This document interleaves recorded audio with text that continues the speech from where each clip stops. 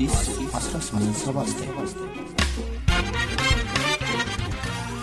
ይህ የአዲስ 1879 የታሪክ ማስታወሻ ነው።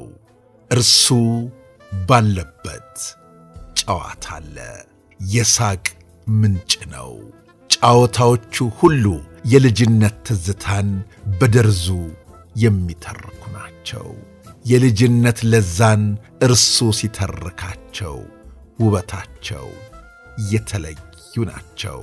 ጨዋታው የምሩን ነው። ሲስቅ ከሆዱ ነው። የተሰማውን በግልጽነት መናገርን ያውቅበታል። መድረክ ላይ ጥበብን እስኪበቃት ተውኖበታል። በፊልሙ ዓለም ብዙዎችን አዝናንቷል። በቴሌቪዥን መስኮት ድንቅ የሚባሉ ዝግጅቶችን መርቷል፣ አዋስቷል። ከብዙዎች ልቦና ውስጥ ታትሟል። ይህ የመድረኩ የጥበቡ ፈርጥ የሳቃችን ምንጭ ነፃነት ወርቅነህ ድንገት ባጋጠመው ሕመም የተነሳ ጥር 8 ቀን 2018 ዓመተ ምህረት በድንገት ከነጨዋታው ከነሙሉ ፈገግታው ይችን ምድር ተሰናበታት።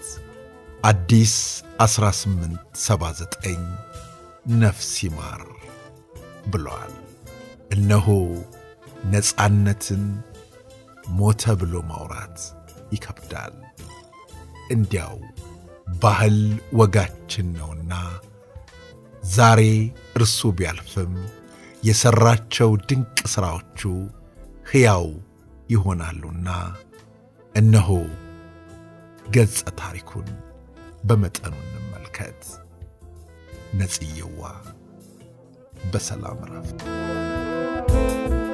አዲስ አበባ ኡራኤል አካባቢ የተወለደውና ያደገው ነፃነት ወርቅነህ ገና የሁለተኛ ደረጃ ተማሪ ያለ የሕይወት ጥሪውን ለይቶ ማወቅ ለሚወደው የቲያትርና ጥበብ ራሱን የሰጠና በዚህም ለከፍተኛ ደረጃ የደረሰ ኪነ ጥበበኛ ነበር።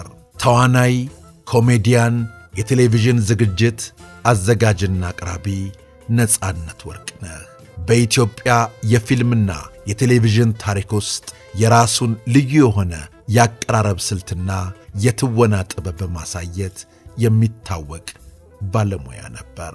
ገና የሁለተኛ ደረጃ ተማሪ ሆኖ የራሱን ቲያትር በመድረስና ሴት ገጸ ባህሪን ወክሎ በመተወን ጭምር ተሰጥኦውን ያሳየው ነፃነት ወርቅነህ ይህን ችሎታውን በጠዋት የተረዱት የአማርኛ መምህሩ ካበረታቱት በኋላ በቲያትር ሙያ እንደገፋበት በተለያዩ መድረኮች ሲናገር ተደምጧል። የኪነ ጥበብ ባለሙያ ነፃነት ወርቅነህ እምሩ የካቲት 10 ቀን 974 ዓ.ም ከአባቱ ከአቶ ወርቅነህ እምሩና ከእናቱ ከወይዘሮ ምናለሸዋ ይፍሩ በአዲስ አበባ ከተማ በፖሊስ ሆስፒታል ተወለደ። ለቤተሰቡ አራተኛ ልጅ ሲሆን 3 ወንድሞችና 1 እህት በነበረው ቤተሰብ ውስጥ በኡራኤል ሰፈር እንዳደገ ይነገራል። የመጀመሪያ ደረጃ ትምህርቱን ባስፋው ወሰን የመጀመሪያ ደረጃ ትምህርት ቤት የተማረ ሲሆን እስከ 7ኛ ክፍል ባለው የልጅነትና የትምህርት ቤት ቆይታው ለኪነ ጥበብ የተለየ ፍቅር አልነበረውም። የ8ኛ ክፍል ተማሪ ያለ የጉሊቷ እናቴ የሚል ቲያትር ላይ የሴት ገጸ ባህሪ ይዞ መተወኑ ይነገራል። የሁለተኛ ደረጃ ትምህርቱን ምስራቅ አጠቃላይ ሁለተኛ ደረጃ ትምህርት ቤት ተከታትሏል። የ16 ዓመት ልጅ ሳለ ከኡራኤል መርካቶ ድረስ በእግሩ እየተመላለሰ ዩኒቲ የቲያትር ክበብን እንደተቀላቀለ ቲያትር መስራት ጀመረ።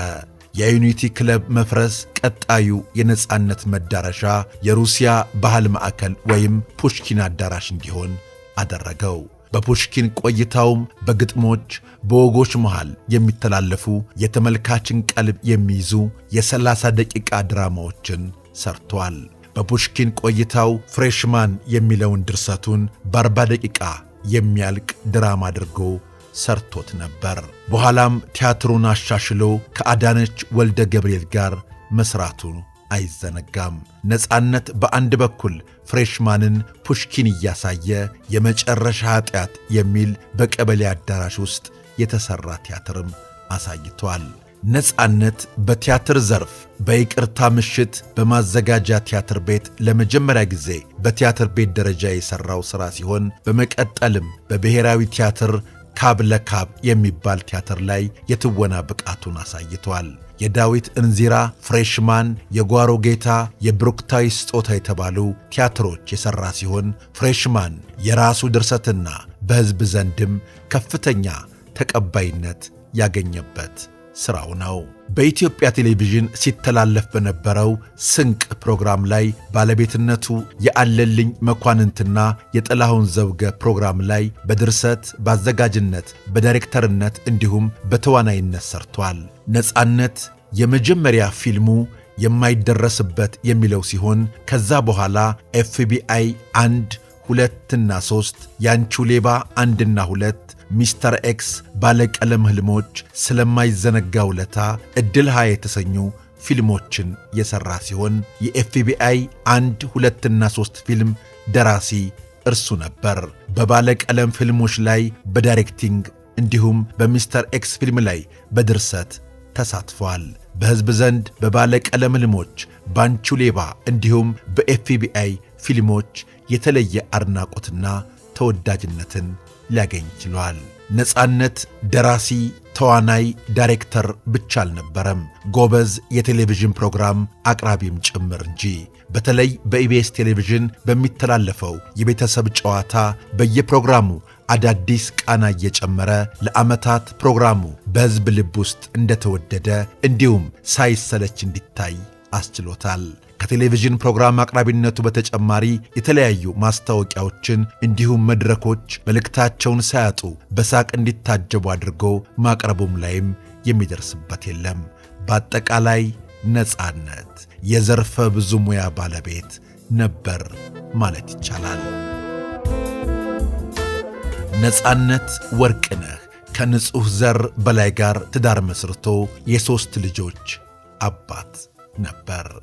ነጻነት ወርቅነህ በነጻነት ኖሮ ለጥበብ አስፈላጊውን ሁሉ አድርጎ ሙሉ ጠበኛ በመሆን ይችን ምድር ተሰናብቷል።